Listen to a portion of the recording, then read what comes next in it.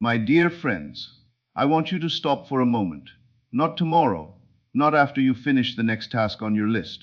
Now, I want you to ask yourself one question, and I want you to answer it with the ruthless honesty that only the silence within yourself can demand. Are you exhausted?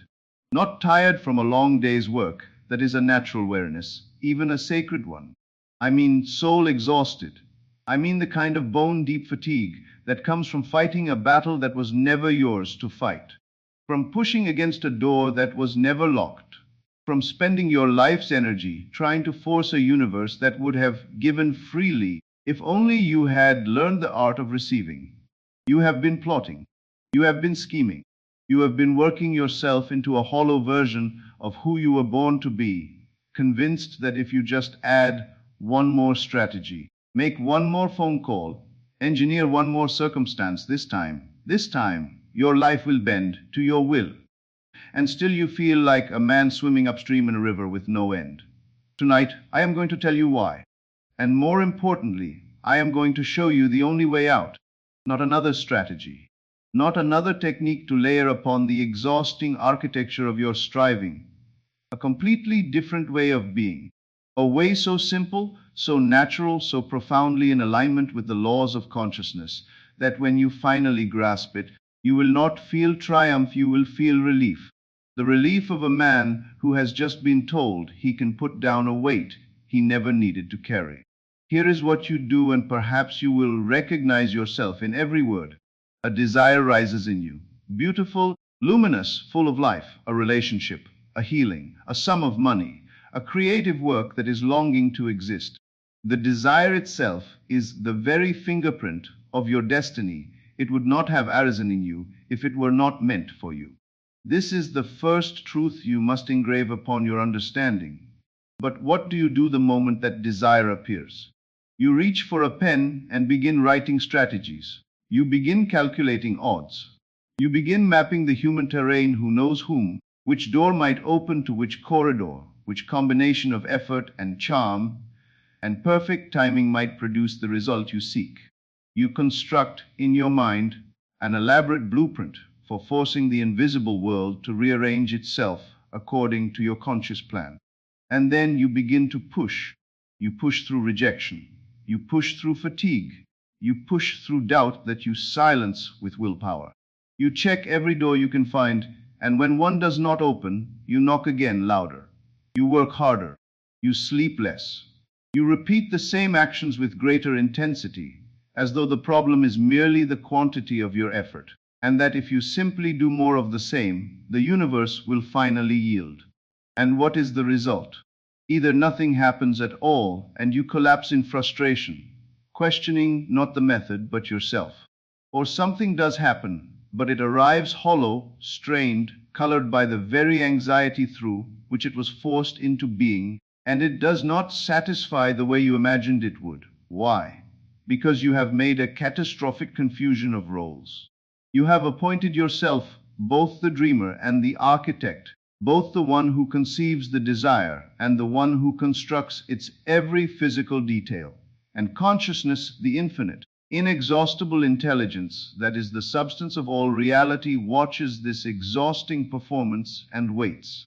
It waits for you to understand something that no amount of willpower can substitute for. It is not your job to build the bridge. Let me give you the truth that will either liberate you or disturb you, perhaps both, and that is fine. Truth has always been more interested in your freedom than your comfort. Your effort does not create. Your assumption creates. Read that again. Not your strategy, not your persistence, not the cleverness of your plan or the ferocity of your will. Your assumption, the state of consciousness you inhabit, the feeling reality you have accepted as already true, that is what shapes the world around you. That and nothing else. When you genuinely occupy the consciousness of already possessing your desire, not hoping for it, not reaching toward it, but being the person for whom it is already a living, breathing, present tense reality, something moves in the unseen realm. Circumstances begin to rearrange. People who have never met you begin to move toward you. Opportunities begin to crystallize from what appeared to be empty air. and the action that follows from this state. It is effortless. It feels less like forcing and more like following, less like swimming and more like being carried. This is not poetry. This is the mechanics of consciousness operating exactly as it was designed to operate. I speak of source, and I want to be precise about what I mean, because imprecision here has misled many sincere seekers into a lifetime of misplaced devotion. Source is not an entity outside you, listening from a distance, weighing your worthiness, deciding whether to answer or refuse. Source is not a God you must appease with the right words or the right rituals or the right quantity of positive thought. Source is consciousness itself. It is the infinite intelligence that operates as your awareness. It is the I am that you are, not the small, calculating, anxious I am that worries and plans and strategizes, but the deep, vast, sovereign I am that existed before you had a name. The subconscious creative power. The awareness that knows things your conscious mind cannot know, sees paths your physical eyes cannot see, and can arrange circumstances of such breathtaking precision that your limited understanding, confronted with the result, calls it miraculous. But this intelligence has one condition. It cannot lead you when you insist on leading yourself. Imagine this. You are lost in a vast, unmapped forest, and you have hired the greatest guide who has ever lived. He knows every path. He knows where the thickets are impassable and where they merely appear impassable. He knows the shortcuts through the undergrowth and the hidden clearings and the most direct route to where you are going. He has walked this forest 10,000 times. But instead of following him, you run ahead. You choose your own paths. You argue with his directions. You exhaust yourself scaling walls he would have shown you how to walk around. You lose hours, then days, wandering in circles through sections he specifically warned you about because you could not silence the part of you that said, I know better. I need to be in control. This is precisely what you do with Source. You ask for guidance and then override it. You invite intelligence to lead you and then refuse to follow. You declare your faith in consciousness and then act as though everything depends upon your effort alone, as though Source might forget to fulfill your desire unless you personally remind it of every detail. And then you wonder why the journey is so hard. Now here is where I anticipate your objection, and I want to meet it directly. Yes, the law requires action. Movement is woven into the nature of things. I am not teaching passivity. I am not inviting you to sit in a chair and wait for the world to reorganize itself around your stillness. There is a sacred place for action in the unfolding of every desire, but there is a world of difference between forced action and inspired action. Forced action comes from the old state. It comes from the consciousness of lack, the person who does not yet have the thing and is desperately trying to acquire it. Every step of forced action is saturated with the vibration of not yet. Every phone call placed from desperation, every application sent from anxiety, every conversation held from need. These actions do not move you toward your desire. They broadcast the state of its absence. They deepen the very condition they are trying to escape. Inspired action is something else entirely. When you have genuinely assumed the state of the wish fulfilled, when you have moved in consciousness into the reality of already having something remarkable begins to happen. You become what I can only describe as naturally guided. Ideas arise with a clarity that feels less like thinking and more like receiving. Impulses move you in directions your planning mind would never have chosen. An urge to call a specific person. A pull toward a place you have no logical reason to visit. A quiet knowing that surfaces at 3 in the morning and will not be dismissed. These are not accidents. These are the whispers of Source. These are the first threads of the bridge of incidents beginning to form. And when you act from this place, not from desperation, but from the calm certainty of one who knows the end is already real, the action feels different. There is lightness to it. There is a quality of rightness that cannot be manufactured. You are not pushing the river. You are moving with it, and the river is faster and deeper than anything you could have forced on your own. Let me show you what this looks like in a life. A woman came to me some years ago. She wanted to leave the city she lived in. She felt suffocated by it, certain that everything she desired was waiting for her somewhere else. She had been trying to make the move for the better part of a year. She had sent applications, cultivated contacts, networked with the feverish efficiency of someone who believes opportunity must be chased to be caught. She was exhausted, demoralized, and beginning to wonder if the desire itself had been a kind of cruelty, a promise the universe had made with no intention of keeping. I asked her one question. What is the state you inhabit when you do all of this? She paused and then said, the state of someone who desperately needs to get out. And there was the whole problem, stated plainly. She was acting from the consciousness of someone trapped. Every action she took was soaked in the feeling of being stuck, of lack, of not yet. And so, with extraordinary faithfulness, consciousness kept giving her more of the same, more evidence that she was stuck, more evidence of lack, more evidence of not yet. I told her to stop all the forcing, to put down the strategies, to go instead within herself, and to assume, truly assume, with her whole imagination and feeling that the move had already happened. To feel what it felt like to wake up in her new city, to taste the satisfaction of having already arrived, to inhabit that reality so completely that the old city began to feel not like a prison, but like a place she had simply already departed. She did this. The frantic activity stopped not because she forced herself to stop, but because the anxiety that had been driving it dissolved. She rested in the assumption.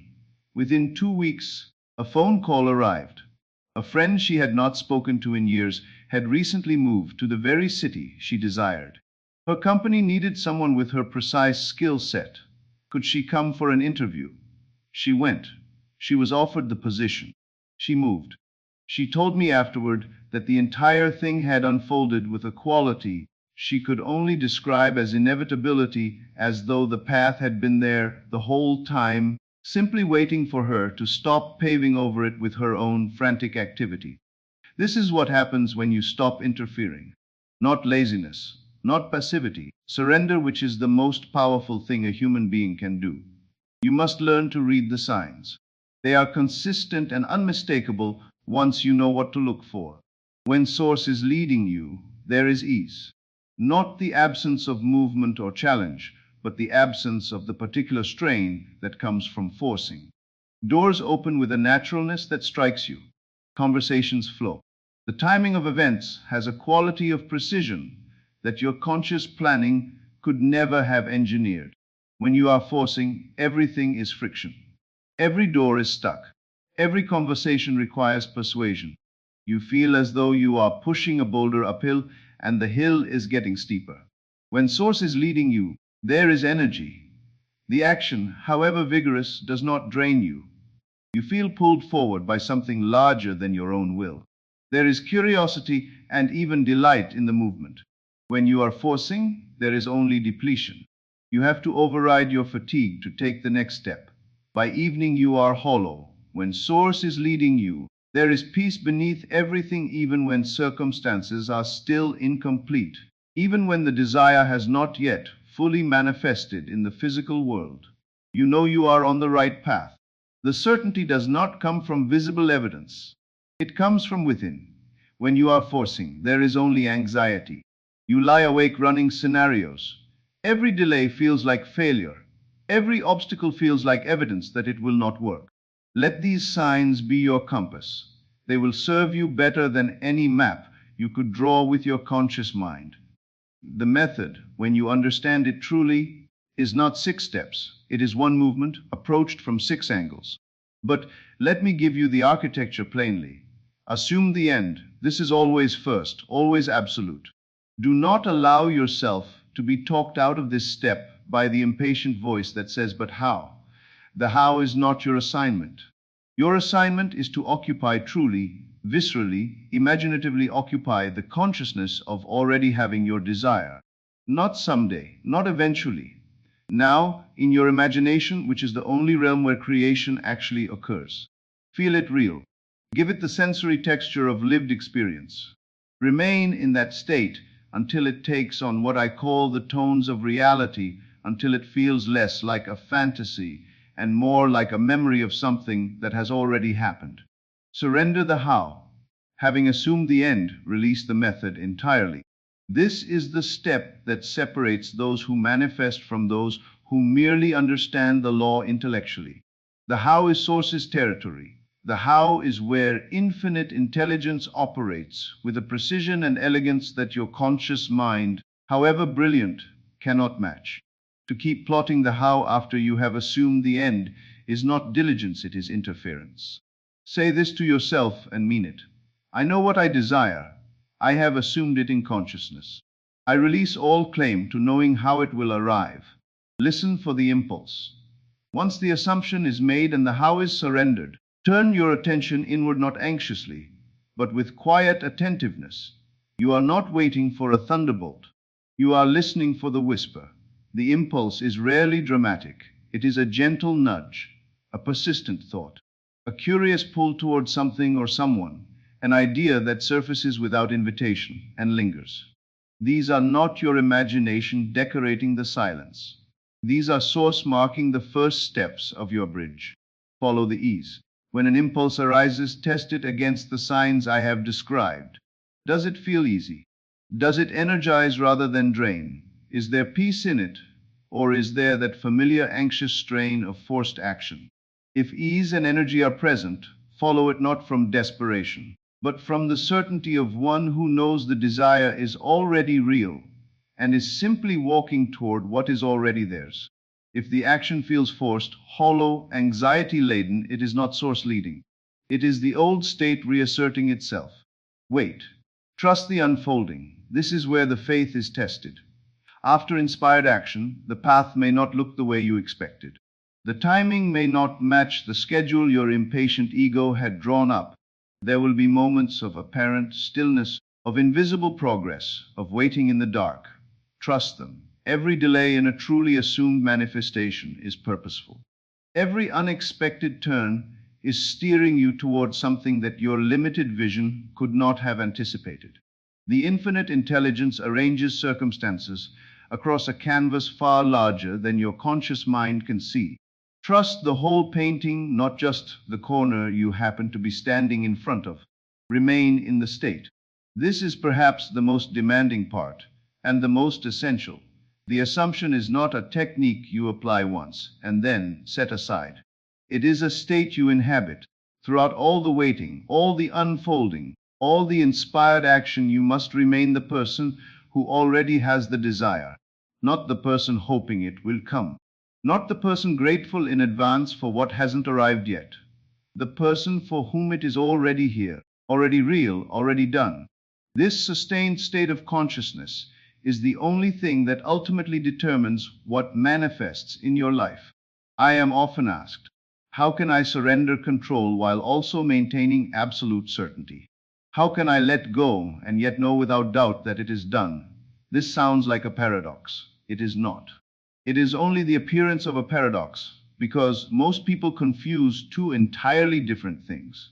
Surrendering control means releasing your grip on the method, the timing, the specific path, the particular sequence of events through which your desire will materialize. It means acknowledging that your conscious mind does not have the wisdom or the range of vision to orchestrate the 10,000 variables that must align for any significant desire to manifest. You let go of all of that. Maintaining certainty means holding absolute, unshakable knowing that your assumption is law, that what you have impressed upon consciousness must externalize, that the end is already secure, even if the means are entirely unknown to you. You do not doubt the outcome. You simply release your attachment to the route. Think of a farmer who has planted seed in good soil. He does not dig the seed up every morning to check its progress. He does not try to manually construct the roots, cell by cell. He surrenders every detail of the plant's growth to the intelligence within the seed itself, an intelligence that knows with perfect precision exactly what it is doing. But does he doubt that a plant will come? Does he lie awake wondering whether perhaps this time the seed has decided not to grow? Of course not. He knows the harvest is coming. He is certain of the outcome, even as he has surrendered every detail of the process. This is the balance. Certainty about the what, surrender of the how, and in that balance, that precise, luminous equilibrium between knowing and releasing, there is a peace that I can only describe as divine. There will be times, I will not pretend otherwise, when you have assumed the state, surrendered the how, and listened for the impulse, and heard only silence. When days pass, when weeks pass, when the visible world offers no sign and the impatient mind begins to whisper, perhaps it was all a beautiful illusion. I want to tell you what is actually happening in those times. Source never stops working. From the moment you genuinely assume the state, consciousness begins its invisible orchestration, arranging circumstances, preparing people, aligning events that must converge from directions you cannot see and distances you cannot measure. None of this is visible in the early stages.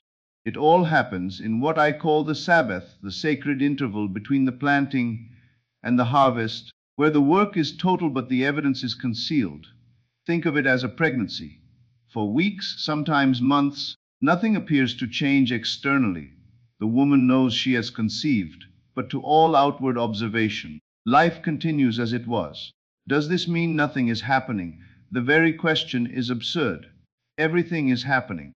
The most complex, precise, extraordinary creative work in all of nature is occurring in the invisible, not less real for being unseen, but more real in a sense, because it is happening in the realm where all things are first formed before they appear.